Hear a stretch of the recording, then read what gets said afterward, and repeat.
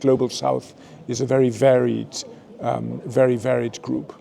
But I think what's important is that especially when it comes to innovation and new technologies, there are large numbers of countries that are not at the table.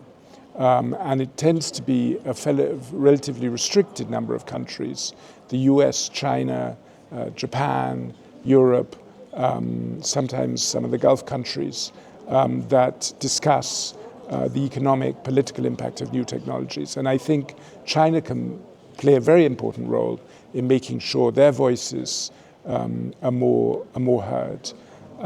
Then I think the whole issue of energy transformation, making the transition from traditional sources of energy, fossil fuels, to green energy for many countries in the so-called Global South is a huge challenge, because in the short term it's very costly.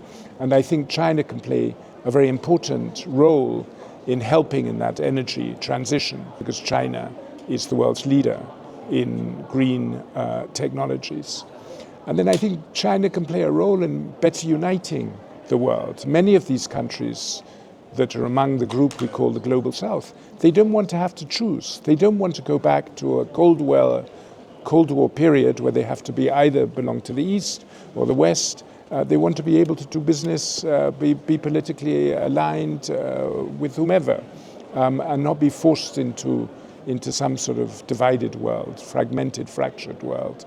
And I think China can play a role to make sure, at least on less contributing to the fracturing and doing more to keep cohesion across the globe.